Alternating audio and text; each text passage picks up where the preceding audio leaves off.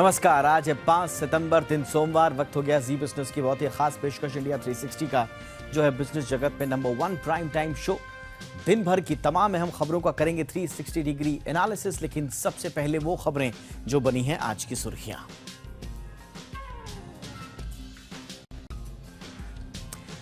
Liz trust बनी Britain की प्रधानमंत्री। भारतीय मूल के ऋषि सुनक को हराया। लिज को 81,000 से ज्यादा वोट मिले तो सुनक के खाते में 60,000 वोट।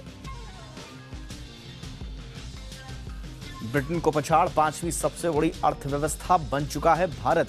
एसबीआई रिपोर्ट में दावा 2029 तक तीसरे पायदान पर होगी इंडियन इकोनॉमी। इंडिया 360 में करेंगे विश्लेषण, भारत ने कैसे मारा जीडीपी का मैदान। रिटायरमेंट एज बढ़ाने के पक्ष में ईपीएफओ। अपने विजन पेपर में ईपीएफओ ने कहा रिटायरमेंट एज बढ़ाने से पेंशन फंड पर घटेगा दबाव। इंडिया 360 में करेंगे विश्लेषण, रिटायरमेंट एज बढ़ी तो क्या नौकरी पेशा लोगों को होगा फायदा। मोदी सरकार ने बदला राजपथ का नाम, अब कर्तव्य पथ के नाम से जाना जाएगा। पीएम मोदी 8 सितंबर को सेंट्रल विस्टा एवेन्यू का करेंगे उद्घाटन। कारोबारी हफ्ते के पहले दिन बाजार में दिखी शानदार तेजी। सेंसेक्स करीब 450 अंक तो निफ्टी 126 अंक उछला। निफ्टी बैंक में भी 400 अंकों की तेजी।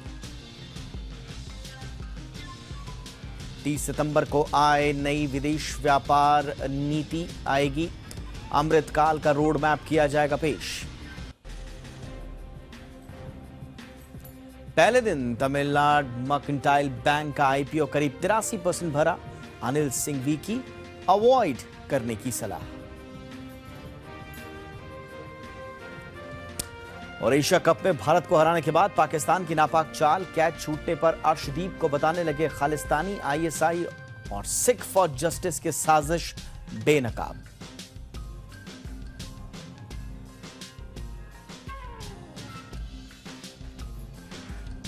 तो ये थी हेडलाइंस। अब सुबह से लेकर शाम तक क्या हुआ, सिलसिलेवार तरीके से बताते हैं आज दिन भर पूरे न्यूज का अपडेट। आज सुबह सुबह उत्तर प्रदेश की राजधानी लखनऊ से एक होटल में आग लगने की खबर आई। लखनऊ के होटल लिवाना में लगी आग में झुलसने से 4 लोगों की मौत की खबर है। कई की हालत गंभीर बनी हुई है। मुख्यमंत्री योगी आदित्यनाथ ने मंडलायुक्त और पुलिस कमिश्नर की संयुक्त कमेटी को जांच का आदेश दिया है। बताया जा रहा है कि धुएं में दम घुटने से कई लोग बेहोश हो गए। आग पर काबू पाने के लिए बुलडोजर से दीवार तोड़ी गई। जिलाधिकारी ने बताया कि होटल में कुल 30 कमरे हैं। इसमें से 18 कमरों में लोग थे। 30 से 35 लोग कमरों में मौजूद थे। पहली मंजिल पर बैंक्वेट हॉल है, यहां कई लोग मौजूद रहे। इस बीच महाराष्ट्र के शिवसेना नेता संजय राउत की न्यायिक हिरासत बढ़ाए जाने की खबर आई। पात्रा चौल भूमि घोटाला मामले में पीएमएलए की स्पेशल कोर्ट ने संजय राउत की न्यायिक हिरासत 19 सितंबर तक बढ़ा दी। ईडी ने राउत को 1 अगस्त को मनी लॉन्ड्रिंग के सिलसिले में गिरफ्तार किया था। शिवसेना नेता संजय राउत पात्रा चौल जमीन घोटाले से जुड़े मनी लॉन्ड्रिंग केस में फंसे हुए हैं।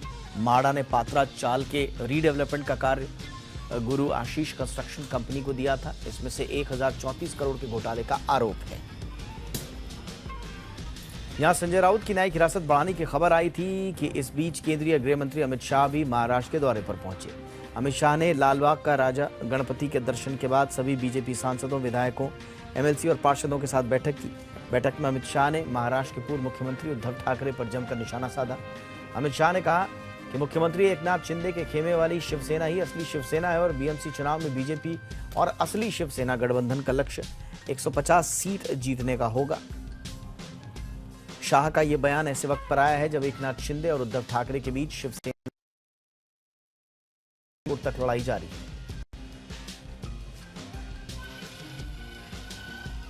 महाराष्ट्र के साथ साथ दिल्ली भी आज खूब सुर्खियों में रही। दिल्ली में शराब नीति पर गर्माती सियासत के बीच बीजेपी ने आम आदमी पार्टी सरकार पर गंभीर आरोप लगाते हुए एक स्टिंग वीडियो जारी किया। इस वीडियो में दिल्ली की नई आबकारी नीति के जरिए आम आदमी पार्टी और डिप्टी सीएम मनीष सिसोदिया पर घोटाले का आरोप लगाया गया है।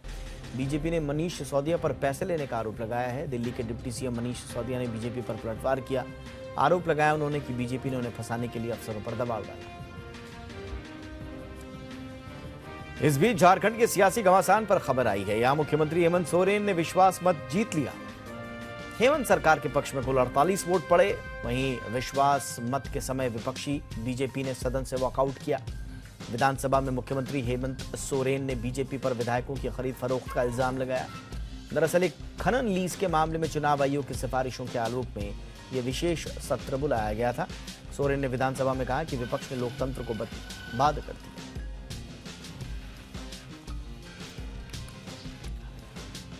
वहीं पश्चिम बंगाल के कोयला घोटाला मामले में टीएमसी के महासचिव और मुख्यमंत्री ममता बनर्जी के भतीजे अभिषेक बनर्जी को आज सुप्रीम कोर्ट से बड़ी राहत मिली। सुप्रीम कोर्ट अभिषेक बनर्जी गिरफ्तारी से मिला संरक्षण जारी रहेगा। सुप्रीम कोर्ट ने संरक्षण बढ़ाते हुए कहा कि उनके विदेश जाने पर भी कोई रोक नहीं रहेगी। अभिषेक बनर्जी ने पत्नी के इलाज के लिए विदेश जाने पर सुप्रीम कोर्ट से अनुमति मांगी थी। मामले की अब अगली सुनवाई 30 सितंबर को होगी। बताएं कि इससे पहले सुप्रीम कोर्ट ने कहा था कि उनके खिलाफ 5 सितंबर तक कोई सख्त कार्रवाई नहीं की जा सकती। सुप्रीम कोर्ट के इस फैसले से अभिषेक बनर्जी को बड़ी राहत मिली है। कांग्रेस नेता राहुल गांधी आज गुजरात दौरे पर हैं। उनके साथ राजस्थान के मुख्यमंत्री अशोक गहलोत भी नजर आए। राहुल गांधी ने यहां साबरमती नदी किनारे बने रिवर फ्रंट में कांग्रेस के करीब 52,000 बूथ लेवल के कार्यकर्ताओं को संबोधित किया। अपने संबोधन में उन्होंने कहा कि हमारी लड़ाई राजनीतिक पार्टी से नहीं, ये विचारधारा की लड़ाई है। 7 सितंबर से कांग्रेस भारत जोड़ो यात्रा शुरू कर रही है, जिसके तहत 12 राज्यों और 2 केंद्र शासित प्रदेशों में 3,500 किलोमीटर लंबी पदयात्रा की जाएगी। लगभग 150 दिन ये यात्रा चलेगी।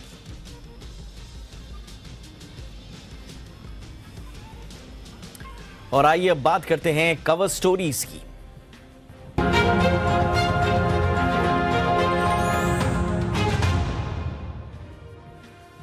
तो करीब 1 महीने की कैंपेनिंग करने के बाद ब्रिटेन को आज नई प्रधानमंत्री मिल गई हैं। लिज ट्रस ब्रिटेन की नई प्रधानमंत्री होंगी। उनकी कंजर्वेटिव पार्टी ने उन्हें अपना नया नेता चुन लिया है। लिज ट्रस का मुकाबला ऋषि सुनक से था। ट्रस को 81,326 वोट मिले। सुनक को 60,399 वोट पर संतोष करना पड़ा। शुरुआती दौर में कयास लगाए जा रहे थे कि ऋषि सुनक ही विजेता बनकर उभरेंगे, लेकिन पिछले कुछ दिनों से यह कयास बदले और ट्रस को बहुमत मिला। सुनक के ब्रिटेन प्रधानमंत्री बनने की रेस में पिछड़ने के 5 अहम कारण रहे। एक एक करके सुनिए कि ये कारण कौन से थे। पहला कारण, चुनावी कैंपेन में सुनक की पत्नी और इन्फोसिस के फाउंडर नारायण मूर्ति की बेटी अक्षता मूर्ति का नाम बार बार आता रहा। दरअसल कुछ रिपोर्ट्स में बताया गया कि अक्षता ने इन्फोसिस में अपनी हिस्सेदारी के बदले मिले डिविडेंड पर करोड़ों बचाए। विवाद बढ़ने पर उन्होंने विदेशी आय पर टैक्स भरने की सहमति भी जाहिर की, लेकिन तब तक सुनक के कैंपेन को नुकसान हो चुका था और सुनक को बार बार इस मुद्दे पर सफाई देनी पड़ी। दूसरी जो बड़ी वजह सुनक की हार की बनी वो थी टैक्स को लेकर उनकी नीति। जहां सुनक टैक्स में किसी तरह की कटौती करने के खिलाफ थे, तो वहीं ट्रस्ट ने बार बार टैक्स कटौती पर जोर दिया। उनकी इस नीति का असर दिखना भी शुरू हुआ और इसके बाद डैमेज कंट्रोल करने के लिए सुनक की टीम ने वादा किया कि चुने जाने पर वो बेसिक टैक्स रेट 2029 तक 20% तक घटाएंगे, लेकिन असर नहीं दिखा। एक और विवाद जिसने सुनक का पीछा किया वो था ग्रीन कार्ड कंट्रोवर्सी। कुछ रिपोर्ट्स में दावा किया गया कि सुनक ने अपनी अमेरिका का उनके पास ग्रीन पास है। उनके ब्रिटेन के प्रति समर्पण पर सवाल उठाए गए। सुनक ने लेवियस, जो उनकी एकदम एक चकाचौंध कर देने वाली जो लाइफस्टाइल थी, उसने भी लोगों की नज़रों में उनको रखा और वो चुनावी घेरे में आए, आरोपों के घेरे में आए। चुनावी कैंपेन में महंगे कपड़े पहनने पर उनकी आलोचना भी की गई और इस आलोचना में घी का काम किया उस वीडियो ने जिसमें सुनक बोलते दिख रहे हैं कि उनके सिर्फ रईस दोस्त ही हैं। अब जब ब्रिटेन को नया प्रधानमंत्री मिल गया है और सुनक ने नई सरकार का समर्थन करने की बात भी कही है, ऐसे में देखना यह होगा कि कैबिनेट में सुनक शामिल होते हैं या नहीं। और सुनक के रेस में पीछे छूट जाने के बाद उनके रेस से बाहर हो जाने की ये पूरी कहानी क्या है और लिज ट्रस का नया ब्रिटिश प्रधानमंत्री बनना भारत के लिए किन मायनों में सिग्निफिकेंट है, इस पर बातचीत करने के लिए इस वक्त हमारे साथ विदेश मामलों के जाने माने जानकार प्रोफेसर हर्ष पंत जुड़ चुके हैं। प्रोफेसर पंत, बहुत बहुत स्वागत है सर आपका। शुरुआत में तो सर हर जगह सुनक ही चल रहे थे और इनफैक्ट भारत में तो खासा उत्साह था उनको लेकर कि एक भारतवंशी ब्रिटिश प्राइम मिनिस्टर बनने जा रहे हैं। लेकिन धीरे धीरे वो रेस से बाहर होते हैं और अंततोगत्वा लिज प्राइम मिनिस्टर बनने जा रही हैं। कारण कुछ हमने 5 गिनाने की कोशिश की। लेकिन क्या यही कारण था या पर्दे के पीछे कुछ और कहानी है? आपकी नजर में सुनक के हारने की वजहें क्या रही सर? देखिए, जो आपने कई कारण गिनाए वो सारे कारण अपनी जगह पर मौजूद रहे और ऋषि सुनक जो थे कन्विंस नहीं कर पाए कंजर्वेटिव पार्टी के बेस को कि वो कंजर्वेटिव वैल्यूज को आगे बढ़ाएंगे। और क्योंकि ये जो स्ट्रक्चर है इलेक्शन का, ये ऐसा है कि इसमें जो 1,60,000 के करीब कंजर्वेटिव पार्टी मेंबर्स वोट करते हैं, अपने लीडर को चुनते हैं, तो उसमें अगर आप बेस को कन्विंस नहीं कर पाएंगे तो आप ये गद्दी पर नहीं बैठ सकते। ये अपने आप में अनजस्टिफाइड कई लोगों ने उसको कहा है, लेकिन ये स्ट्रक्चर ब्रिटिश पॉलिटिक्स का है। कंजर्वेटिव पार्टी का जो जो इलेक्शन का यही तरीका है अपने लीडर का। उसमें जो बड़ा मुद्दा रहा वो ये रहा कि ब्रिटेन एक बहुत ही तकलीफ दे एक दौर से गुजर रहा है। जो ऑर्डिनरी जो लोग हैं ब्रिटेन में, वो इस समय इतना ज्यादा इन्फ्लेशन फील कर रहे हैं। 10% का इन्फ्लेशन है। एनर्जी जो क्राइसिस है वो दिख रहा है। लोग चाहते हैं कि उनको कुछ रियायत मिले, सरकार आके उनकी मदद करे। ऐसे समय में जब जो मैसेज था ऋषि सुनक का वो ये था कि सरकार की मदद लिमिटेड रहेगी, और मुझे लगता है वो जो मैसेज था वो कहीं पर क्लिक नहीं करा। वो जो मूड था देश में कि इस समय सरकार की मदद की लोगों को जरूरत है, लोगों को परेशानी हो रही है, और जो लिज ट्रस ने कहा कि हम टैक्स कम कर देंगे और इकोनॉमिक ग्रोथ उससे बढ़ेगी और हम ये हम मॉडल को फॉलो करेंगे, वो एक ट्रेडिशनल कंजर्वेटिव पार्टी का मैनिफेस्टो है। वो थैचराइट एक मॉडल है कंजर्वेटिव पार्टी का, वो उन्होंने फॉलो किया। लेकिन ऋषि सुनक ने बार बार ये बात कही कि एक इररिस्पॉन्सिबल है इस समय कहना कि हम टैक्स कम कर देंगे, क्योंकि हमको पब्लिक फाइनेंसिस को बचाना है, उनको और धाराशाही नहीं करना है। तो वो जो चैलेंज रहा, वो जो डिबेट रही, वो सबसे बड़ा एक अंतर आ गया कि जहां पर ऋषि सुनक जब शुरू किया था, जिसका आपने जिक्र किया, उनके पास बहुत बड़ा एक प्लेटफॉर्म था। जो एमपीज थे, अगर आप टोरी पार्टी के एमपीज को ले, कंजर्वेटिव पार्टी के एमपीज को ले, वो अभी भी ऋषि सुनक को बहुत बड़ी तादाद में सपोर्ट करते हैं, क्योंकि उनको ऐसा लगता है कि इकोनॉमिकली अगर ब्रिटेन को किसी को कोई मैनेज कर सकता है तो वो एक चांसलर रहे हैं वो चांसलर। लेकिन जो बेस था वो कभी इस बात से संतुष्ट नहीं हो पाया कि ऋषि सुनक के पास वो जवाब हैं जो उनको चाहिए, जो वो सुनना चाह रहे थे। हो सकता है लिज ट्रस कंप्लीटली जो पब्लिक फाइनेंसेस है उसको डिस्ट्रॉय कर दिया, उनका जो इकोनॉमिक पॉलिसी है वो काम ना करे आगे आने वाले समय में, लेकिन उनकी जो मैसेजिंग थी वो कैंपेन में जरूर काम करी और उसका नतीजा आज सामने आया। लेकिन सर, एक जो पूरी चर्चा इस दौरान रही वो थोड़ा सा एक रेशियल पर्सपेक्टिव में भी इस पूरे के पूरे चुनाव को देखा गया।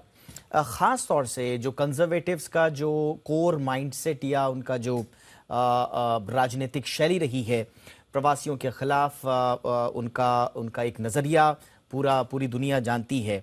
कहा यह भी जा रहा था कि ऋषि कुछ भी कर लें, लेकिन एक ब्राउन स्किन वाला दक्षिणी एशियाई व्यक्ति मूल का आप कहें वो नहीं बन सकता, क्योंकि उसके कोर में जो कंजर्वेटिव सोच है, विचारधारा और वैल्यूज हैं, वो कहीं ना कहीं आड़े आ रही हैं। तो क्या इसमें भारतीय मूल का होना या उनकी पत्नी, नारायण मूर्ति का परिवार, भारतीयता को लेकर या उनका ब्राउन स्किन्ड होना, कहीं आप देखते हैं इसमें कंजर्वेटिव पार्टी के भीतर जो विचारधारा में अचानक से तो नहीं कहेंगे, लेकिन लिज ट्रस की ओर जो बढ़ता हुआ रुझान रहा पार्टी के भीतर, क्या उसमें इस मामले की कोई भूमिका है? देखिए, भूमिका जरूर होगी। हर समाज जो होता है वो कहीं पर उसका जो एक वर्ग होता है वो कंजर्वेटिव वैल्यूज को फॉलो करता है, और उसमें भी कंजर्वेटिव पार्टी के अंदर काफी समय से इस पर बड़ी डिबेट रही। लेकिन ये भी मुझे लगता है एक्नॉलेज करना जरूरी है कि जो अगर आप बोरिस जॉनसन का कैबिनेट देखें तो वो one of the most multi cultural cabinet उन्होंने बनाया था। उसमें हर तरह के लोग थे, हर वर्ग से लोग थे, बहुत ज्यादा तादाद में उन्होंने माइनॉरिटीज को आगे किया था। तो कहीं पर कंजर्वेटिव पार्टी भी अपना जो एक अपनी शैली है, अपना चरित्र और चिंतन है, उसको बदलने की कोशिश कर रही है। हाँ, उसमें जब आप उसके बेस पर जाएंगे तो कहीं पर वो जो एक एक ये सजेशन की भारतवंशी या एक विदेशी मूल का नागरिक है, उसको हम सत्ता सौंप दें, वो हो सकता है उसने एक मानसिक तौर पर एक कंस्ट्रेंट रहा हो लोगों में, कई लोगों में। लेकिन देखिए जिस तरह के नंबर्स आए हैं, 20,000 करीब वोटों से मुझे लगता है ऐसा कुछ ये ऋषि सुनक हारे हैं। जी। वो इतनी बड़ी तादाद नहीं है कि उसमें कोई वोट हम्म। लोगों ने ऋषि सुनक को दरकिनार करके लिज ट्रस को वोट दिया। और जैसा आप कह रहे थे और मैंने बताया कि शुरू में तो ऋषि सुनक बहुत आगे चल रहे थे, और उनका जो जो इस्टेब्लिशमेंट कंजर्वेटिव पार्टी है उसमें उनका सपोर्ट बेस बहुत ज्यादा रहा है। तो रेस एक फैक्टर हो सकता है, जी। लेकिन सबसे बड़ा फैक्टर नहीं रहा इस रेस। आ, अब फॉरवर्ड लुकिंग पे अगर हम बात करें सर, तो जाहिर सी बात है ब्रिटेन की जो अर्थव्यवस्था है वो ठीक ठाक हालात में नहीं है। वहाँ का फेडरल बैंक खुद कह रहा है कि हम एक स्लो और एक सस्टेनेबल मंदी की ओर जा रहा है ब्रिटेन। वहाँ पर जो महंगाई की स्थिति है हम सब जानते हैं। ब्रेग्जिट के बाद और उसके बाद फिर रशिया और यूक्रेन के युद्ध ने वहाँ की स्थिति क्या कर दी है, ये इससे पूरी दुनिया वाकिफ है और वहाँ पर एक चिंता की लहर इस बात को लेकर है। ऐसे में भारत के एक तो आंतरिक उनकी जो अर्थनीति है उसके लिहाज से और फिर उसका भारत के संबंधों के लिहाज से अब लिज ट्रस का आगे का कार्यकाल आप किस तरह से देखते हैं? देखिए, लिज ट्रस के सामने दो बहुत बड़ी अंदरूनी समस्याएं हैं। एक पहला, जिसका अभी तक हम जिक्र कर रहे थे, कि जो कंजर्वेटिव पार्टी है उसको कैसे लिज ट्रस यूनाइट करेंगी, क्योंकि ये जो कैंपेन जो हुआ है पिछले 1.5 महीने का, ये बहुत ज्यादा पोलराइजिंग कैंपेन रहा है। इसमें ऐसी बातें कही गई हैं जो वापस नहीं ली जा सकती, और उसको लेकर किस तरह से कंजर्वेटिव पार्टी एक ऐसी ब्रांड फिर से बने जो कि जीतने लायक हो, क्योंकि बोरिस जॉनसन ने बहुत बड़ा डैमेज किया है कंजर्वेटिव पार्टी को, ब्रांड कंजर्वेटिव पार्टी को। तो लेबर इस समय आगे चल रहा है नेशनल पोलिंग के हिसाब से। तो वो सबसे बड़ा चैलेंज लिज ट्रस के सामने है कि वो कैसे आगे आकर ब्रांड कंजर्वेटिव पार्टी की जो ब्रांड है उसको रिक्रिएट करती हैं। और दूसरा जिसका आपने जिक्र किया कि एज ए नेशन, एक देश के तौर पर वो कैसे लीड कर पाएंगी, जबकि समस्याएं बहुत बड़ी हैं। और आर्थिक समस्या जो ब्रेक्सिट के बाद से ब्रिटेन के आर्थिक हालात काफी खराब रहे हैं, और जो इस समय यूक्रेन क्राइसिस के बाद जो एनर्जी क्राइसिस आया है उसको लेकर लोग बहुत परेशान हैं। कॉस्ट ऑफ लिविंग बहुत बढ़ गई है, और लोग इसीलिए चाह रहे हैं कि जल्दी से जल्दी सरकार बने और काम करना शुरू करे। एनर्जी क्राइसिस, इन्फ्लेशनरी प्रेशर्स को मिला ले अगर आप, तो ऐसा माना जा रहा है कि 2023 आते आते तक इन्फ्लेशन 23% तक क्रॉस कर सकता है। एक्स्ट्रॉर्डनरी सिचुएशन है ब्रिटेन में इस समय। तो वो जो अंदरूनी आर्थिक मामले हैं उन पर लिज ट्रस का पकड़ बनाने की कोशिश लिज ट्रस करेंगी। भारत का जहां तक मसला है, लिज ट्रस विदेश मंत्री थी, और पिछले कुछ महीनों में, सालों में हमने देखा कि भारत और ब्रिटेन के संबंध एक ऐसे स्तर पर पहुंच गए हैं जहां पर प्रधानमंत्री कोई भी हो, दोनों देश अपनी जो संबंध है उनको एक पॉजिटिव मोमेंटम की तरफ ही ले जाना चाहते हैं। तो लेकिन अगर अंदरूनी हालत ठीक नहीं रहेगी तो उसमें जो एक बड़ा विषय होता है भारत के साथ, वो फ्री ट्रेड एग्रीमेंट का, उसमें समस्या आ सकती है। अच्छा, मैं जाते जाते क्विकली आपका एक रिएक्शन जरूर चाहूंगा। मैं former prime minister doctor Manmohan Singh के मीडिया सलाहकार रहे संजय बारू का एक लेख पढ़ रहा था, उसमें उन्होंने बड़ा इंटरेस्टिंगली एक बात कही है कि हम भी नहीं चाहेंगे, इनफैक्ट भारत के भी जो कई अधिकारी थे जो मिनिस्ट्री ऑफ एक्सटर्नल अफेयर्स में थे, कि वो भारतीय मूल के कोई व्यक्ति को उस पद पर देखें। उनकी जगह वो किसी fish and chip true blue Brit को, यानी कि पूरी तरह से जो वफादार ब्रिटिश है उसको देखना चाहेंगे, क्योंकि उनसे डील करना आसान होता है। और उन्होंने एग्जाम्पल भी दिया है कि कनाडा में और अमेरिका में जिस तरह से भारतीय मूल के नेताओं के साथ डील करने में उनको मुश्किलात हुई है, तो संभवतः भारत के लिए थोड़ी अच्छी सिचुएशन होगी कि बजाय वो सुनक के लिज ट्रस को डील करें। क्या आप सहमत हैं इससे?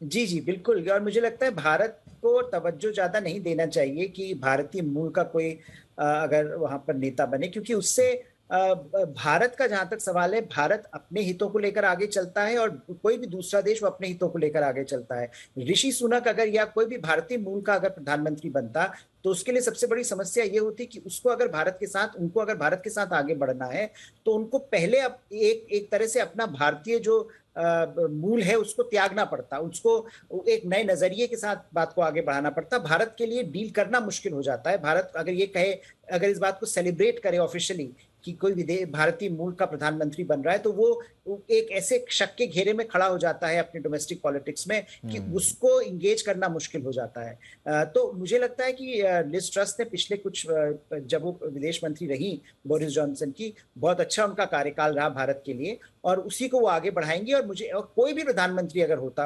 लिज ट्रस की जगह तो वो भी आगे बढ़ाता, क्योंकि हमारे संबंध पर्सनैलिटीज को पार करके एक ऐसे मुकाम पर है जहां पर हमारे इंटरेस्ट कन्वर्ज करते हैं। तो ये मैटर नहीं करता कि कौन वहां पर नेता है या कौन प्रधानमंत्री है, ये मैटर करता है कि हमारे इंटरेस्ट साथ हैं, तो इसलिए हम साथ साथ आगे चलने की कोशिश करते हैं। एब्सोल्युटली। और आपने जो बहुत इंपॉर्टेंट बात बोली कि भारत से संबंध तभी तो बेहतर होंगे जब आंतरिक जो स्थिति है ब्रिटेन की वो सुदृढ़ रहेगी, वो पूरी तरह से स्टेबल रहेगी, तो स्वाभाविक रूप से फिर जो वातावरण होगा बातचीत का और डील का वो बेहतर होगा। तो कोई भी नेता आए, प्रायोरिटीज़ उनकी इंटरनल डोमेस्टिक जो प्रॉब्लम्स हैं उनको डील करने पर सबसे ज़्यादा होगी, जैसा कि लिज ट्रस की भी होगी। उसके बाद भारत के साथ तो हर कोई भी इस मोमेंट पर और हमने तो ब्रिटेन को पीछे भी छोड़ दिया है अभी जीडीपी के मामले में, तो कोई भी नहीं चाहेगा कि भारत के साथ किसी भी मोर्चे पर कोई भी कटुता या कहीं से भी संबंधों को बेहतर बनाने में कोई कोताही बरती जाए। बहुत बहुत शुक्रिया प्रोफेसर पंत, आपने वक्त निकाला हमारे लिए, थैंक यू सो मच। और जैसा हम जिक्र कर ही रहे थे, जीडीपी का मैदान और भारत पहलवान। जी हां, आर्थिक मोर्चे पर भारत लगातार ग्रोथ की नई कहानी लिख रहा है। जब पूरी दुनिया मंदी की आशंका से डरी हुई है, तब भारत की इकोनॉमी तेज रफ्तार से आगे बढ़ रही है। भारतीय अर्थव्यवस्था दुनिया की 5वीं सबसे बड़ी इकोनॉमी बन गई है। भारत ने ब्रिटेन को पछाड़कर यह मुकाम हासिल किया है। भारत ने महज 10 सालों के भीतर 11वें पायदान से 5वें स्थान तक का सफर तय कर लिया। भारत की इस उपलब्धि के साथ ब्रिटेन 6वें स्थान पर फिसल गया है। ब्लूमबर्ग ने आईएमएफ के आंकड़ों के आधार पर डॉलर एक्सचेंज रेट के हिसाब से गणना की है। रिपोर्ट के मुताबिक नॉमिनल कैश के आधार पर भारतीय अर्थव्यवस्था का साइज मार्च तिमाही में 854.7 अरब डॉलर पर आ गया, जबकि इसी आधार पर ब्रिटेन की इकोनॉमी 816 अरब डॉलर पर थी। रिपोर्ट में कहा गया है कि वित्त वर्ष 2021 के आखिरी 3 महीनों में भारत ब्रिटेन से आगे निकला है और वित्त वर्ष 2022-23 की पहली तिमाही में भी भारत की आर्थिक स्थिति और मजबूत हो गई है। इस वित्त वर्ष में भी भारतीय अर्थव्यवस्था के 7% की दर से आगे बढ़ने का अनुमान है। अब भारत के आगे अमेरिका, चीन, जापान और जर्मनी है। रिपोर्ट में कहा गया है कि अगले कुछ सालों में भारत ब्रिटेन की अर्थव्यवस्था से और भी आगे निकल जाएगा। कोविड महामारी और यूक्रेन में युद्ध के बावजूद भारत की अर्थव्यवस्था लगातार तेजी से बढ़ी है। मौजूदा वक्त में जहां ब्रिटेन, अमेरिका और चीन बढ़ती महंगाई और गिरती वृद्धि दर से जूझ रहे हैं, तो वहीं भारत की इकोनॉमी लगातार तेजी से आगे बढ़ रही है। फिलहाल भारत का ग्रोथ रेट 7 से 7.5% के बीच है, जो बेहतर स्थिति में है। ब्रिटेन और पश्चिमी यूरोपीय देशों की अर्थव्यवस्थाएं जहां सिकुड़ रही हैं, चिंताएं गहरा रही हैं, वहां भारत की अर्थव्यवस्था आगे बढ़ रही है और जो चिंताएं हैं वो एक एक कर छट रही हैं। बावजूद इसके भारत ने अपनी विकास दर की रफ्तार को बनाया हुआ है। एसबीआई रिसर्च की रिपोर्ट की माने तो 2029 तक भारत दुनिया की तीसरी सबसे बड़ी इकोनॉमी बन जाएगा। रिपोर्ट के मुताबिक वित्त वर्ष 2023 में भारत की इकोनॉमी की रफ्तार 6.7% से 7.7% के बीच रहने का अनुमान है। मौजूदा वक्त में भारत की वैश्विक जीडीपी में भागीदारी 3.5% है, जो 2027 तक 4% के पार जा सकती है। एसबीआई रिपोर्ट के मुताबिक चीन में जारी स्लो डाउन का फायदा भारत को मिल सकता है और भारत एक नया इन्वेस्टमेंट हब के तौर पर उभर रहा है। भारत की अर्थव्यवस्था तेजी से आगे बढ़ रही है, जो एक अच्छी खबर है, लेकिन कुछ एक्सपर्ट्स आज भी प्रति व्यक्ति आय में भारत के पीछे होने पर चिंता जाहिर जरूर कर रहे हैं। लोगों की आर्थिक स्थिति पर नजर डालें तो अभी भी प्रति व्यक्ति आय ब्रिटेन में $47,000 है, वहीं भारत में अभी भी $2,500 प्रति वर्ष एक औसत भारतीय की प्रति व्यक्ति आय है। भारत की आबादी ब्रिटेन से करीब 20 गुना ज्यादा है। हालांकि अच्छी बात यह है कि भारत सही दिशा में है। कोविड महामारी और यूक्रेन में युद्ध के बावजूद भारत की अर्थव्यवस्था तेजी से आगे बढ़ने में कामयाब रही है। और इस मसले पर ज़्यादा बातचीत के लिए इस वक्त हमारे साथ पूर्व वित्त सचिव और आर्थिक मामलों के जाने माने जानकार सुभाष चंद्र गर्ग सर हमारे साथ जुड़ चुके हैं। गर्ग सर, बहुत बहुत स्वागत है आपका। जैसा कि हमने रिपोर्ट में बताया, पहला तो जो उजला पक्ष है, चुनौतियों पर बाद में बात करेंगे। कितना महत्वपूर्ण सर आप इस उपलब्धि को मानते हैं? 5वीं तेजी से उभरती हुई बड़ी अर्थव्यवस्था भारत अब बन चुका है ब्रिटेन को पछाड़कर। कितना सिग्निफिकेंट है ये? देखिए, 1947 में जब हम आज़ाद हुए थे तब हम 5 या 6 नंबर पे थे दुनिया में जीडीपी में। वर्ल्ड बैंक में पहले 6 सबसे बड़ी इकोनॉमीज जो हैं उनको ये अधिकार होता था कि वो अपना एक डायरेक्टर नॉमिनेट कर सकें। तो हम वहाँ से चले थे और फिर हमने ऐसी नीतियाँ अपनाई जिसमें सेल्फ रिलायंस के नाम पे, इंपोर्ट सब्स्टिट्यूशन के नाम पे, क्लोज्ड इकोनॉमी करके ये हालत हुई कि 1990 तक आते आते हम दुनिया की जीडीपी के नाम से, पर कैपिटा इनकम की मैं बात नहीं कर रहा हूँ, उसमें भी हम करीब 20वें स्थान के आसपास आ गए। और 1990 में हमारी दुनिया में जीडीपी का हिस्सा केवल 1.2% रह गया। ऐसी स्थिति से अब हम वापस अब बढ़ रहे हैं। 1990 में जो देश में रिफॉर्म्स हुए, देश को खोला, प्राइवेट सेक्टर को वापस आने दिया, कंपटीशन बढ़ा, फॉरेन इन्वेस्टमेंट हुआ, उसका रिजल्ट ये है कि 1990 के बाद से हम लगातार अपनी जीडीपी का शेयर बढ़ा रहे हैं, जीडीपी को बढ़ा रहे हैं और हमारी रिलेटिव जो तुलनात्मक रैंकिंग है वो भी बढ़ती चली जा रही है। आपने कहा कि 2010 के आसपास हम 10वें नंबर के अंदर आए और हम धीरे धीरे अब आज 5वें नंबर पे आ गए और यही रफ्तार जारी रहेगी।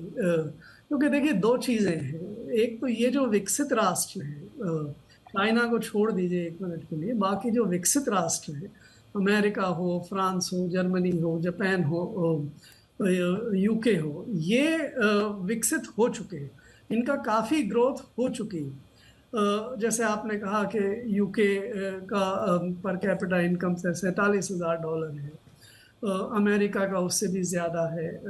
बहुत सारी कंट्रीज़ हैं जिसमें जीडीपी के पर कैपिटा के हिसाब से हम दुनिया में अभी भी 122वें नंबर पे हैं। जापान ग्रो नहीं कर रहा, पिछले 30 साल से नहीं ग्रो कर रहा। तो ये कंट्रीज़ जो ग्रो कर चुकी हैं वो अब रुक गई हैं, उनकी ग्रोथ की रफ्तार कम हो गई है। और हम जैसे कंट्रीज़ जो अभी बहुत पीछे हैं पर कैपिटा इनकम के आधार पे, वो ग्रो कर रहे हैं। इसलिए हमें इसको थोड़ा निश्चित रूप से सेलिब्रेट करना चाहिए कि हम 5वें नंबर पे आ गए और आगे भी अब जा रहे हैं। लेकिन हमें ये नहीं भूलना चाहिए कि अभी हम किस पायदान में खड़े हैं। 120 या 122वें नंबर पे हैं हम दुनिया में पर कैपिटा के इनकम पे। देश की प्रॉस्पेरिटी जीडीपी बता सकती है, बट देश की सही प्रॉस्पेरिटी, जो देश की जनता की आमदनी है, जिसको वो खर्च करके अपनी जीवन यापन करता है और संपन्न रूप से रहता है, वो हमारी जब बढ़ेगी और जब हम उसमें आगे आएंगे तब हमें वास्तविक रूप से संपन्नता का एहसास करना चाहिए। स्वाभाविक रूप से लंबी छलांग लगानी अभी बाकी है। बिल्कुल आपने सही कहा कि नॉमिनल जीडीपी के हिसाब से हम भले ही 5वें नंबर पर आ गए हो, हालांकि रियल जीडीपी के टर्म्स में भी हम ऑलरेडी आ चुके थे, बट अभी भी जो पर कैपिटा का जो मोर्चा है, पर कैपिटा इनकम का मोर्चा है, वो बहुत, उसमें भाई बहुत बड़ी खाई है। इसीलिए प्रधानमंत्री नरेंद्र मोदी ने भी 2047 तक, जब हम 100 साल मना रहे होंगे, तब देश को विकसित होने की बात कही है। यानी कि अभी भी 25 साल की हमारा विजन है। हम अभी ठोस आधार पर नहीं कह सकते कि हम 25 साल में बन ही जाएंगे। विजन ले जाने की आवश्यकता है। तो भले एक लंबा एक हमें तय करना होगा सफर। और इस सफर में सर ये भी कहा जा रहा है कि 2029 तक हम वर्ल्ड की 3rd इकोनॉमी हो जाएंगे। लेकिन इकोनॉमी वाइज तो हम बढ़ते रहेंगे। आपने जैसा बिल्कुल सही कहा कि हमारे पास स्पेस बहुत ज़्यादा, विंडो हमारे लिए बहुत बड़ी खुली हुई है, इसलिए हमारे लिए पंख फैलाने के लिए काफ़ी कुछ है। तो इसलिए वो ग्रोथ जो है वो एकदम ऐसे दिखती है कि बिल्कुल अमूलचूल प्रकार की ग्रोथ है। लेकिन रियल टर्म्स में हमें आगे बढ़ने के लिए अभी छोटे छोटे कदम उठाने पड़ेंगे। तो जीडीपी, हाँ, एक चीज़ आप और ध्यान दें ज़रूर से। ये अभी इस साल हम 7% के आसपास ग्रो करेंगे। पिछले साल हम करीब 8% से ऊपर ग्रो किए थे। लेकिन अगर पिछले 3 साल का अगर हम आंकड़ा लें 2019-20 को मिला के, तो 3 साल में हमारी ग्रोथ केवल 2% भी नहीं रही है, 1.7% की ग्रोथ रही है। ये बहुत बड़ी ग्रोथ रेट नहीं है। तुलनात्मक रूप से ब्रिटेन इन 2-3 साल में और भी कमजोर हो गया। अभी तो इस समय रिसेशन पे आ गया। रिसेशन तो का ये दो बहुत सारे स्ट्रॉन्ग नेशंस जो तेजी से बढ़ रहे हैं, उनके बीच का कॉन्टेस्ट नहीं है। इस समय ये कॉन्टेस्ट दो कमजोर देशों का कॉन्टेस्ट हुआ है, जिसमें एक केवल 2% की गति से बढ़ा और दूसरा 1% की गति से भी नहीं बढ़ा। सो ये जब तक हम कंसिस्टेंट बेसिस पे 8 या 9% की ग्रोथ रेट नहीं पाते हैं, तब तक हमें वो खुशी, वो बिल्कुल सर। संपन्नता का एहसास इनफैक्ट आपसे पहले जो मैं चर्चा कर रहा था, नई प्रधानमंत्री वहां पर आई हैं, तो उनके जब हम चर्चा करें तो यही कह रहे थे उनके लिए बहुत बड़ी चुनौतियां अभी हैं, और ब्रेक्जिट के बाद से ब्रिटेन की क्या हालत रही है, वहां पर कॉस्ट ऑफ लिविंग जिस तरह से बढ़ रही है, इन्फ्लेशन का दबाव है, सप्लाई साइड पे बहुत डिसरप्शंस हैं, बहुत मुश्किल है वहां की डगर। लेकिन मैं 2029 की जब हम बात कर रहे हैं, क्योंकि अब बार बार यही कहा जा रहा है कि अब तीसरे नंबर पर नजर रखनी है, कुछ होगा सर उससे, या in terms of GDP growth? हाँ, ये जर्मनी हमसे तकरीबन 400-500 बिलियन डॉलर आगे है। ठीक है। जापान तो ग्रो कर ही नहीं रहा 30 साल से, जापान बिल्कुल अटका हुआ है, राइट। तो अब हम अगर 7-8% से ग्रो करेंगे, हमारी 3 ट्रिलियन डॉलर की इकोनॉमी है, तो 3-4 साल में हम इस गणित के हिसाब से जर्मनी से आगे निकल जाएंगे, और 5-6 साल में हम जापान से आगे निकल जाएंगे। इसमें कोई संदेह नहीं है, राइट। अगर ऐसा हम ना करें, जैसा कि अब अगर हम देखें कि 2020 में भी शायद हम ब्रिटेन से जरा से आगे निकले थे एक समय, एक क्वार्टर में, ठीक है। फिर 2 साल रुक गए क्योंकि हमारी गति उतनी नहीं बढ़ी। अगर हम 7-8% से ग्रो ना करके ये जो मकाम है अगला जर्मनी से और जापान से आगे निकलने का, वो बजाय 5 साल की जगह अगर हम 7 साल में हासिल करते हैं, तो वो हमारी कमजोरी होगी, वो हार होगी बजाय कि जीत की। हमें कोशिश करनी चाहिए कि हम 1-2 साल पहले उससे आगे निकलें। आगे तो निकलेंगे ही जीडीपी के मामले में, पर कैपिटा जैसे कहा, वो एक दूसरा मसला है। Absolutely, absolutely. और जो अगस्त में जो एक्सपोर्ट्स के नंबर आए हैं, ट्रेड डेफिसिट थोड़ा सा बढ़ा है हमारा, अभी जो इमीडिएट हमारी जो चिंताएं हैं वो भी है हमारे सर पे।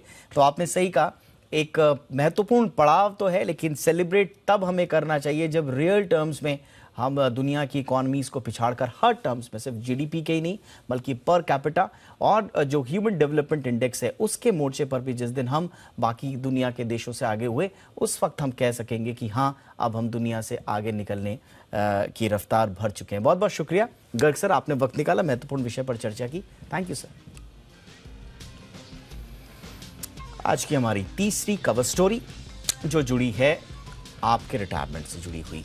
ईपीएफओ यानी कि भविष्य निधि संगठन ने रिटायरमेंट एज बढ़ाए जाने का समर्थन किया है। ईपीएफओ ने कहा है कि रिटायरमेंट एज को लाइफ एक्सपेक्टेंसी के हिसाब से तय करना जरूरी है। भविष्य निधि संगठन ने तर्क दिया है कि रिटायरमेंट एज बढ़ाने से पेंशन सिस्टम को मजबूती मिलेगी और रिटायरमेंट के बाद लोगों को पर्याप्त रिटायरमेंट लाभ मिल सकेगा। संगठन का कहना है कि रिटायरमेंट थोड़ा थम कर अगर लिया जाता है तो लोग अपनी पर्सनल सेविंग्स ज्यादा कर पाएंगे, उन्हें उपयुक्त पेंशन भी मिल पाएगी। आपको ये भी बताएं कि अभी देश में रिटायरमेंट एज 58 से 65 साल के बीच है। जहां प्राइवेट सेक्टर के कर्मचारियों की रिटायरमेंट की उम्र 58 साल है, तो वहीं सरकारी कर्मचारियों के लिए कुछ विभागों में रिटायरमेंट एज 65 साल भी है, जो दुनिया के दूसरे देशों के मुकाबले काफी कम है। अगर ईपीएफओ ये प्रस्ताव बोर्ड ऑफ ट्रस्टीज को भेजता है और ये पास हो जाता है, तो इससे ईपीएफओ के 6 करोड़ से ज्यादा सब्सक्राइबर्स के लिए रिटायरमेंट एज बढ़ सकती है। तो अब रिटायरमेंट एज बढ़ने के क्या मतलब हैं, क्यों इसे कहा जा रहा है कि रिटायरमेंट एज अगर बढ़ती है, ज्यादा लोग ज्यादा देर तक वर्कफोर्स का हिस्सा रहते हैं, तो इससे फायदा होगा। आप ये भी कह सकते हैं कि तनख्वाह ज़्यादा देनी पड़ेगी, लंबे वक्त तक देनी पड़ेगी, तो उसका बोझ नहीं पड़ेगा क्या? बहुत सारे ऐसे सवाल हैं जो बहुत आम हैं लेकिन बड़े महत्वपूर्ण हैं, और इन्हीं सवालों का जवाब देने के लिए इस वक्त हमारे साथ ईपीएफओ के पीएफ कमिश्नर के जालान साहब, जो पूर्व में रहे हैं, वो इस वक्त हमारे साथ जुड़ चुके हैं। जालान सर, बहुत बहुत स्वागत है आपका हमारे शो पर। सर, ये आइडिया ईपीएफओ का रिटायरमेंट की एज बढ़ाने का, ये क्या है सर, और इसके मतलब क्या हैं? दो चीजें हैं। एक तो मैं आपके दर्शकों को आपके माध्यम से ये बताना चाहूंगा कि रिटायरमेंट एज तो गवर्नमेंट डिसाइड करती है बढ़ाने का, और यदि प्राइवेट सेक्टर में गवर्नमेंट लेबर डिपार्टमेंट एक अलग से डिसाइड करता है। ईपीएफओ इसके बारे में फैसला नहीं लेती कि रिटायरमेंट एज प्राइवेट सेक्टर में क्या होनी चाहिए, उसके लिए फैसला नहीं लेती। उसमें भी काफी चीजें, आज के दिन भी काफी प्राइवेट सेक्टर में दो तरह की एज है रिटायरमेंट की। ज्यादातर 58 है और कई जगह पे 60 भी है। कई कंपनियों में 60 रिटायरमेंट एज है, कई कंपनियों में इससे ज्यादा भी रिटायरमेंट एज है। वो रिटायरमेंट एज डिफरेंट हो सकती है। एक और चीज मैं आपको दर्शकों को बताना चाहूंगा कि ईपीएफओ में आज के दिन भी दो रिटायरमेंट एज पे आप पेंशन ले सकते हो। आप 58 की एज में भी पेंशन ले सकते हो, क्योंकि काफी अदारों में 58 ही है रिटायरमेंट एज, और कई कंपनीज में रिटायरमेंट एज 60 है। आप कोई भी आदमी 60 पे भी रिटायरमेंट पेंशन ले सकता है। कई 58 पे भी ले सकते हैं, 60 पे भी ले सकते हैं। ये रूल हमने 2015 में ही पास कर दिया था कि आप रिटायरमेंट 58 पे भी ले सकते हैं, 60 पे भी ले सकते हैं। जब आप 60 पे ऑप्ट करेंगे पेंशन, तो आपको 8% पेंशन ज्यादा मिलेगी। यदि आप 59 पे ऑप्ट करेंगे तो आपको 4% पेंशन ज्यादा मिलेगी। तो अब ये है कि जो अब विजन डॉक्यूमेंट आया है 2047, उसमें यही लग रहा है कि ईपीएफओ को ये लग रहा है कि तब तक रिटायरमेंट एज बढ़ जाएगी, क्योंकि लाइफ एक्सपेक्टेंसी बढ़ी है और 65 साल भी हो सकती है और उससे ऊपर भी जा सकती है। और उस तरह जब भी जैसे ही 65 साल जाएगी तो रिटायरमेंट का जो अमाउंट है वो बढ़ने लगेगा, उसका कंट्रीब्यूशन भी बढ़ने लगेगा। ये भी चीज शायद आपके दर्शकों को मालूम ना हो कि आज के दिन भी 60 साल के बाद भी यदि आप ईपीएफओ में कंट्रीब्यूट करना चाहते हैं तो आप अपना ईपीएफ कंट्रीब्यूशन 65 साल तक भी दे सकते हैं। अच्छा, तो इसलिए वो चीज बैन नहीं है कि आज के दिन भी, क्योंकि कई आदमी 65 साल तक काम करते हैं, तो आप ईपीएफ कंट्रीब्यूशन 65 साल तक दे सकते हैं, पर उसका पेंशन में कोई बेनिफिट नहीं होता। पेंशन का बेनिफिट आपको 58 साल है या 60 साल है। ये दो हमने पहले ही एज बनाई हुई है रिटायरमेंट। अच्छा सर, बार बार ये भी कहा जा रहा है कि अगर आप वर्किंग एज बढ़ाते हैं, रिटायरमेंट की एज बढ़ाते हैं, तो उससे पेंशन पर होने वाला जो खर्च है उसका बोझ भी कम होगा। लेकिन जैसा आपने कहा कि फिर तनख्वाह भी तो है, तो ये वाला कौन सा गणित है सर? ये गणित इसलिए है, ये कहा जाता है, जैसे हम पहले गवर्नमेंट में भी रिटायरमेंट एज सेंट्रल गवर्नमेंट में 58 ईयर्स थी। जब 60 साल की तो 2 साल के लिए जो एक्स्ट्रा पेंशन का वजन नहीं आता। अच्छा। पेंशन नहीं देनी पड़ती 2 साल एम्प्लॉयज को, क्योंकि 58 to 60 एज होगी तो 2 साल आमतौर पे कोई आदमी रिटायर नहीं होगा, तो 2 साल के लिए पेंशन का वजन नहीं होगा। पर उसके बाद पेंशन का वजन उतना ही आएगा। वो ये है कि 2 साल के लिए आपका पेंशन फंड वो है ज्यादा साइज बढ़ जाएगा, पेंशन फंड का साइज बढ़ जाएगा। पर ये चीज सिर्फ 2-4 साल 5 साल तक की होती है। उसके बाद पेंशन फंड का साइज तो बढ़ जाता है, पर पेंशन का वजन भी बढ़ जाता है। पेंशन भी ज्यादा देनी होती है एम्प्लॉइज को। इस लिहाज से यही है कि आपको ये इकोनॉमी के लिए फायदा है कि यदि आप पेंशन फंड को बढ़ा के इकोनॉमी की बढ़ोतरी के लिए, बेहतरी के लिए यूज करना चाहते हो, तो उस लिहाज से काफी कंट्रीज को ये फायदा होता है कि उनका पेंशन फंड बहुत बड़ा है और इकोनॉमी में वो कंट्रीब्यूट कर देता है। अच्छा, अब एक आखिरी सवाल सर, अब जब भी रिटायरमेंट एज घटाने या बढ़ाने की बात आती है तो उसमें दो तरह की वॉइसेस में हमेशा सुनता हूँ। एक लोग वो होते हैं जो कहते हैं कि नहीं मत बढ़ाइए, आप हमें जल्दी रिटायर होना है, अब हमें अपनी लाइफ पीसफुली गुजारनी है, हमें आप पेंशन दे दो, हम घर चले। हालांकि वो पुरानी पेंशन वाला जैसा मसला अब नहीं है, बट फिर भी। और कुछ लोग होते हैं कि नहीं, सरकार को जब हमारी अंदर अभी ताकत है, जिजीविशा है काम करने की, और हम कर सकते हैं और हम एक्टिव रहना चाहते हैं, इसलिए हमें काम करने की और आज़ादी दी जाए। तो जो लोग पेंशन एज बढ़ाने के खिलाफ हैं, उनके क्या तर्क होते हैं और उनके कैसे आपके विजन डॉक्यूमेंट में उनके हित क्या समाहित हैं? देखो, जो पेंशन यदि रिटायरमेंट कोई पहले ही लेना चाह रहा है तो इसका मतलब वो ज्यादातर संपन्न है, वो अपने ओल्ड एज या उसके बाद की अपनी उम्र के बारे में ज्यादा अपना ध्यान रख सकता है। तो उसके बारे में तो कोई रोक टोक है ही नहीं है। आप अपने पास रिटायरमेंट ले सकते हैं और आप अपना पेंशन आपने एक प्राइवेट पेंशन फंड में भी कंट्रीब्यूट किया हुआ है तो उस तरह आप अपनी पेंशन पा सकते हैं। ज्यादातर दिक्कत होती है, दो तरह की दिक्कत है। एक तो आज के दिन एक आम आदमी की दिक्कत यह है कि उसको 60 साल के उसकी उम्र बढ़ गई है तो उसको 60 साल के बाद खाली बैठ के खाने में दिक्कत होती है और उसको दिक्कत भी है कि उसको काम करना है, एक काम करने की उसकी क्षमता भी है। तो आमतौर पे और अब तो और ज्यादा जरूरत बढ़ जाएगी जबकि कंट्री की जो अब ग्रोथ रेट है, जो पॉपुलेशन ग्रोथ रेट है, वो आज के दिन उसका अनुमान है कि 1.7 हो गई। जबकि हमें यदि पॉपुलेशन इतनी भी स्टेबल रखनी है अपनी पॉपुलेशन, तभी हमें ग्रोथ रेट 2 चाहिए। पॉपुलेशन ग्रोथ रेट से ही कम भी रही जैसे अब कम होने लगी है, तो बाकी देशों की तरह भी हमें पेंशन एज बढ़ानी ही पड़ेगी क्योंकि हमें वर्कफोर्स नहीं मिलेगी यदि हम पेंशन एज नहीं बढ़ाएंगे। एब्सोल्युटली। तो कुल मिला के ये जो आइडिया है ये न सिर्फ अगर आप इसको इकॉनमी के नज़रिए से देखें तो ज़्यादा देर तक वर्कफोर्स का हिस्सा रहने से इकॉनमी के लिए किस तरह से बेनिफिट है और उसमें एक व्यक्तिगत कामगार जो है, जो कर्मचारी है, जो चाहता है कि वो आगे काम करना चाहता है, उसके लिए भी किस तरह के बेनिफिट्स हैं। तो इस तरह का एक विजन डॉक्यूमेंट में जिक्र ईपीएफओ की तरफ से किया गया है। जैसा कि हमने आपको बताया, ये कोई कानून अभी नहीं बना है, नियम नहीं बना है, सिर्फ विजन डॉक्यूमेंट है, लेकिन इस पर अगर आगे बढ़ा जाए तो ये मूर्त रूप भी जल्दी ले सकता है। बहुत बहुत शुक्रिया के जालान सर, आपने वक्त निकाला हमारे दर्शकों के लिए। Thank you so much sir. Bharat सरकार 30 सितंबर को नई विदेश व्यापार नीति लाने की तैयारी कर रही है। इस व्यापार नीति में अमृतकाल का रोड मैप तैयार किया जाएगा और अगले 5 साल के लिए पॉलिसी तैयार की जाएगी। इस रिपोर्ट में क्या क्या खास होगा जानते हैं हमारे संवाददाता अमरीश पांडे से। अमरीश, बताइए क्या तैयारी है सरकार की और कैसी होगी यह व्यापार नीति?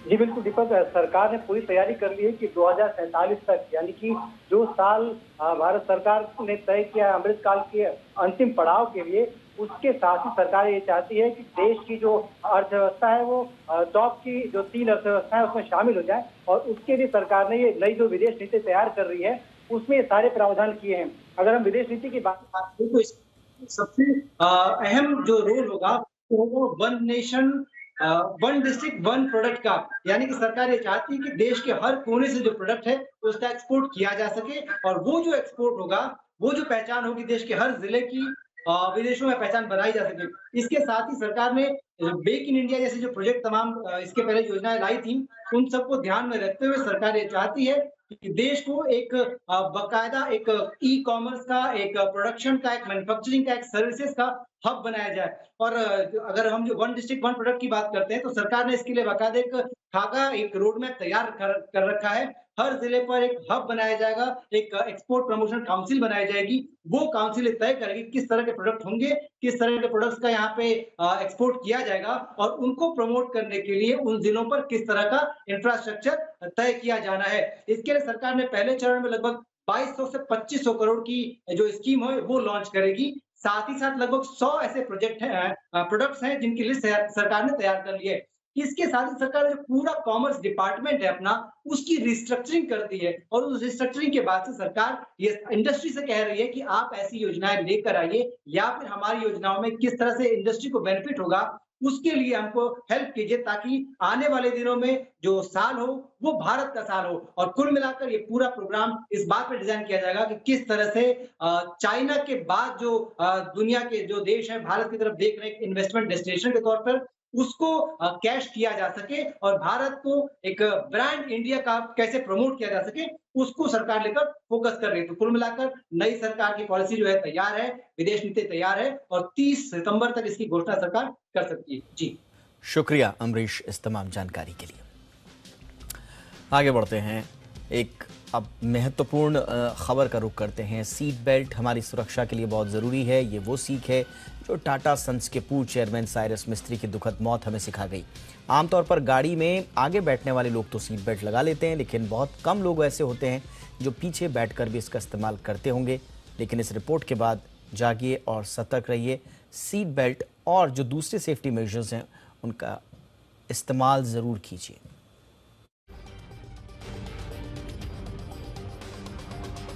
सड़क यात्रा में एक छोटी सी चूक जानलेवा हो सकती है।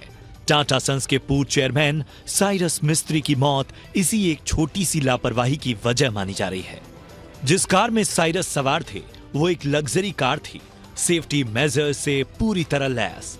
लेकिन हादसे को लेकर जो बात सामने आ रही है उसके मुताबिक साइरस कार में पीछे बैठे थे, मगर उन्होंने सीट बेल्ट नहीं लगाई थी और सिर में गंभीर चोट आने से उनकी मौत हो गई। पहले हादसे की वजह समझते हैं। पुलिस को शुरुआती जांच में पता चला है कि ओवर स्पीड और रॉन्ग साइड से ओवरटेक करने के चलते ये एक्सीडेंट हुआ। गाड़ी की रफ्तार 130 किलोमीटर प्रति घंटा बताई जा रही है। इतनी स्पीड में किसी गाड़ी को ओवरटेक करना अपने आप में हादसे को दावत देने जैसा है। अब हादसे के बाद की स्थिति को समझते हैं। दुर्घटना होते ही कार के फ्रंट के दोनों एयरबैग्स खुल गए। इससे आगे की दोनों सवारियों की जान बच गई। आगे की दोनों सवारियों ने सीट बेल्ट भी पहन रखी थी, जबकि रियर सीट पर बैठे साइरस मिस्त्री और उनके दोस्त दोनों ने ही सीट बेल्ट नहीं लगा रखी थी और यही लापरवाही जानलेवा साबित हुई। एक्सीडेंट के वक्त साइरस मिस्त्री का सिर आगे की सीट से जोर से टकराया।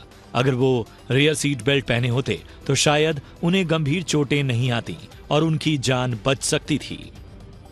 किसी भी लापरवाही पर महंगी से महंगी और सेफ्टी मेजर से लैस लग्जरी कारें भी सुरक्षा की गारंटी नहीं दे सकती, क्योंकि ये भी एक फैक्ट है कि एयरबैग्स तभी बेहतर सुरक्षा देते हैं जब सीट बेल्ट पहना गया हो। ऐसे में सीट बेल्ट को लेकर कोताही बरतने वालों के लिए साइरस मिस्त्री की कार का एक्सीडेंट एक बड़ा सबक है, क्योंकि भारत में आमतौर पर शायद ही कोई रियर सीट बेल्ट का इस्तेमाल करता है। फिलहाल तो मोटर व्हीकल एक्ट में भी फ्रंट के साथ रियर सीट बेल्ट के पहनने को अनिवार्य बनाया गया है। हादसे के दूसरे कारणों की बात करें तो आमतौर पर ब्लाइंड स्पॉट, गड्ढे, गलत डिजाइन से बनी खराब सड़कें हादसे की बड़ी वजह बनती हैं। आखिर इस पर सरकार की आंखें क्यों नहीं खुलती? अब बात सावधानियों की करते हैं। गाड़ी खरीदते वक्त सेफ्टी मेजर्स पर पूरा फोकस रखें। अगर गाड़ी को गैराज से निकाल रहे हैं या लॉन्ग ड्राइव पर जा रहे हैं तो उसके brakes, gear, lights, seat belt, alert beep, central locking system जैसे कुछ जरूरी सुरक्षा कवच को चेक कर लें कि ये सही से काम कर रहे हैं या नहीं, क्योंकि एक मामूली सी लापरवाही भी किसी के लिए जानलेवा साबित हो सकती है। ब्यूरो रिपोर्ट, जी मीडिया। सितंबर का पहला हफ्ता बीत चुका है, लेकिन आसमान से बरसती आफत जाने का नाम नहीं ले रही। उत्तर से लेकर दक्षिण तक आसमानी आफत कहर बनकर टूटी है। बारिश और बाढ़ के आगे लोग बेबस और लाचार नजर आ रहे हैं। बेंगलुरु में बीते 24 घंटे में हुई बारिश से पूरा शहर जलमग्न हो गया। यहां तक कि कई इलाकों में बाढ़ जैसे हालात बन गए।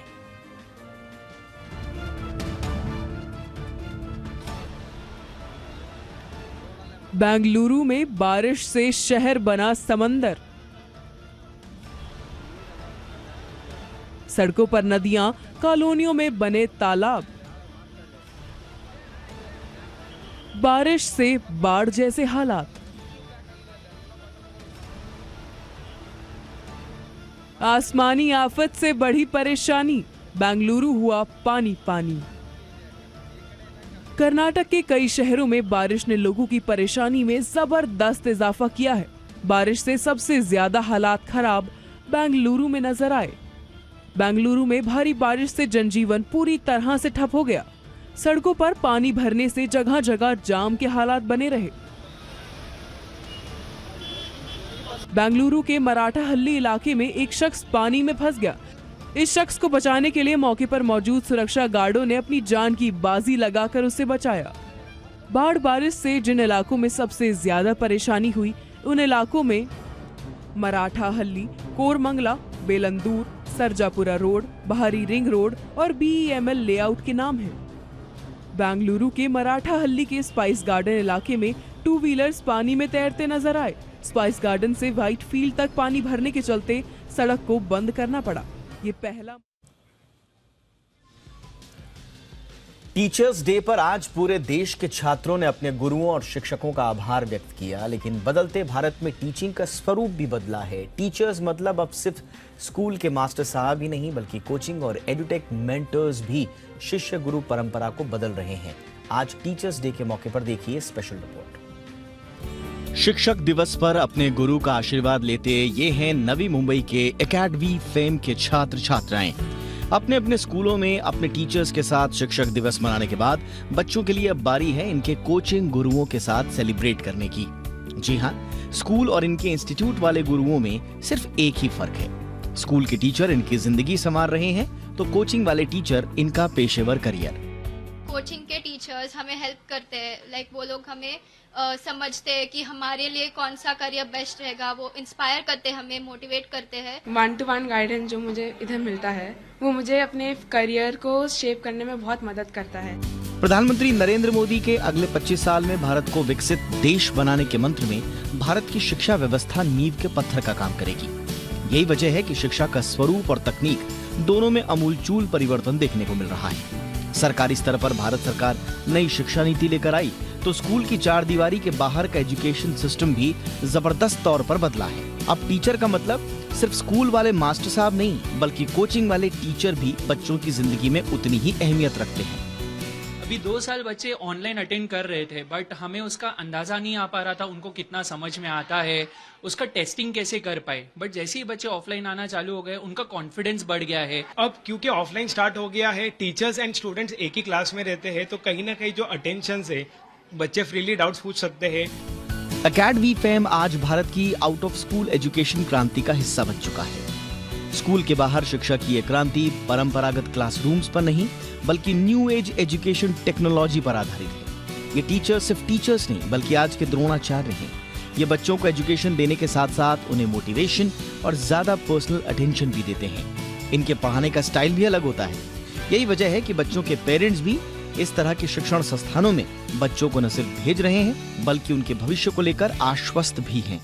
हमारे क्लासेस में, हमारे कोचिंग में, हमारे सारे टीचर्स आफ्टर स्कूल एजुकेशन में 1-to-1 स्टूडेंट से बात करके स्टूडेंट को शेप अप करने के लिए, उनको फोकस्ड और स्किल्ड बनाने के लिए, उनके वीकनेस पे काम करके वो स्कूल को डेवलप करके उनको और डेवलप्ड बनाने के लिए उन पे हम काम करते हैं। देश में कोरोना के बाद ऑनलाइन और वर्चुअल शिक्षा की अहमियत के साथ साथ इसकी जबरदस्त डिमांड भी देखने को मिली।